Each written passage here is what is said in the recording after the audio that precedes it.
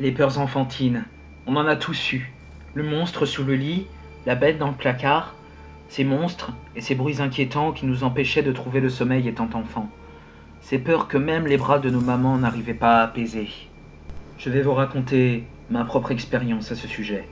Vous allez me dire que c'est une histoire de plus. Un mec qui raconte ses souvenirs de gosse, fruit de son imagination d'enfant. Libre à vous de passer à l'histoire suivante. Rien ne vous oblige à écouter celle-ci.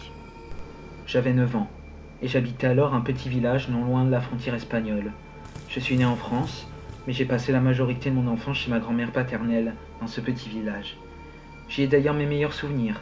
Ma première cigarette, Galia, ma petite amie de l'été, mais aussi mes pires frayeurs. Ma grand-mère était à cette époque très catholique. Elle allait à la messe tous les dimanches, et j'étais d'ailleurs très content d'y aller avec elle. Non pas que j'y comprenais grand-chose, mais j'y allais surtout pour l'hostie, que je mâchais discrètement. Sacrilège, aurait hurlé ma grand-mère si elle l'avait su. Elle priait aussi tous les soirs, et je me rappelle d'un soir, je m'étais levé, dans la nuit, pour aller aux toilettes, et ma grand-mère était en pyjama dans le couloir, une croix à la main. Je lui ai demandé ce qu'elle faisait. Soit elle a répondu en chuchotant « Va te coucher et ne me dérange plus si tu veux dormir tranquille !» Intrigué, je suis allé me recoucher. Je me rappelle qu'avant de m'endormir, je l'ai entendu tousser, puis pleurer. Ensuite, je me suis endormi, puis je me suis rendu compte qu'elle faisait ça tous les soirs, mais elle ne m'a jamais clairement expliqué pourquoi. Je me rappelle qu'à cette époque, mon grand-père était déjà malade. Il avait un cancer, il était très faible. Il ne sortait quasiment jamais de sa chambre depuis qu'il était revenu de l'hôpital. D'ailleurs, je ne l'ai jamais revu ensuite. 3 jours avant mes 10 ans, il est mort des suites de son cancer. Ma grand-mère en a été très affectée. Elle ne s'est plus jamais maquillée depuis. Elle portait constamment du noir et ne sortait plus voir ses amis. Et puis j'avais l'impression qu'elle perdait la boule. En fait, aller chez elle n'était plus aussi agréable qu'avant. Sa maison était sombre, il n'y avait plus de plantes, et ce qui m'a le plus choqué, c'était les crucifix. Il y en avait partout, sur les portes, les meubles, les murs, et même au plafond. Mes parents commençaient à envisager de la placer en maison de retraite, mais elle se débrouillait encore toute seule, puis elle était toujours vive pour ses 79 ans. Pendant 2 ans, j'ai passé mes vacances d'été non pas chez ma grand-mère, mais chez mon oncle, le frère de mon père. Lui aussi était inquiet pour sa mère, et il allait souvent la voir. Je n'avais pas eu de nouvelles de ma grand-mère depuis l'enterrement de mon grand-père, alors j'en ai demandé à mon oncle.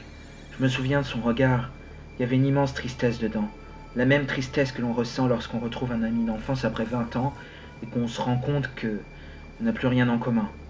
Il m'a dit « Tu sais, ta grand-mère elle vieillit, c'est normal. Et puis elle vit seule, c'est dur aussi. Et puis... » Et je me souviens que c'était plus de la tristesse dans son regard, mais de la peur. J'avais 12 ans, mais ce souvenir est aussi clair que du cristal. Il n'a pas fini sa phrase et est allé se servir un verre de vin. L'été de mes 13 ans, nous sommes allés rendre visite à ma grand-mère avec mes parents et mon grand frère.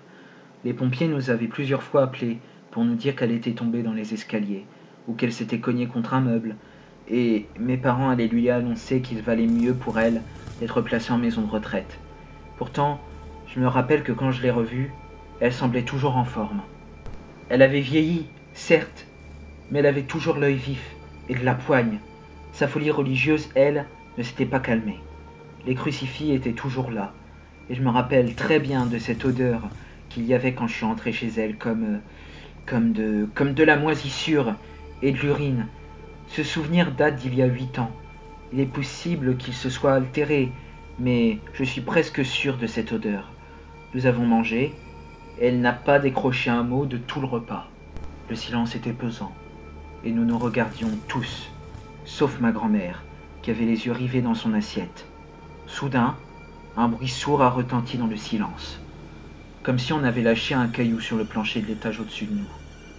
Je me souviens de ma grand-mère levant subitement la tête, paniquée, et se jetant sur le premier crucifix lui passant sous la main. Elle s'est ensuite prostrée devant les escaliers, fixant l'obscurité. J'étais pétrifié. Jamais je n'avais vu ma grand-mère dans un état pareil. Ma mère a regardé mon père, qui, désespéré, s'est levé et a pris ma grand-mère dans ses bras. Je pense qu'il pleurait, mais je n'en suis pas sûr. J'ai eu du mal à dormir cette nuit-là. J'aurais bien dormi avec mes parents, mais à 13 ans, admettez que ce n'est pas commode. Je dormais dans la chambre bleue, celle où je dormais depuis tout petit, à chaque fois que je venais. Je fixais le plafond quand j'ai entendu un bruit, des pas, des pleurs. Je me souviens m'être pincé pour m'empêcher d'aller voir, mais à 13 ans, la curiosité est plus forte que tout. J'ai doucement entrouvert la porte et j'ai vu une lueur tremblotante. Ma grand-mère était debout, au milieu du couloir, tenant une bougie, reflétant son ombre sur le mur. Je ne saurais dire si c'est mon imagination qui a déformé mes souvenirs, mais je me rappelle avoir vu quelque chose d'inquiétant à propos de son ombre. Mais je ne me souviens plus quoi exactement. Je me rappelle juste qu'elle s'est tournée vers moi, en sueur, le regard terrifié, et qu'elle a chuchoté. Je ne le laisserai pas m'avoir. Non, non, il a déjà eu papy. Et que feras-tu si mamie n'est plus là pour te protéger? Elle avait l'air folle, et ce qui a suivi me glace encore plus d'effroi quand j'y repense. Rien que de l'écrire me révulse. Sa bougie a été soufflée. Ce peut être un courant d'air. Toutefois, je ne me rappelle pas qu'il y ait une fenêtre ouverte ce soir-là. Elle a lâché sa bougie et est violemment tombée sur le sol. Mais ce n'était pas un mouvement naturel, presque comme si on l'avait poussée. J'hurlais, je me suis enfermé dans ma chambre et mes parents ont déboulé dans les escaliers.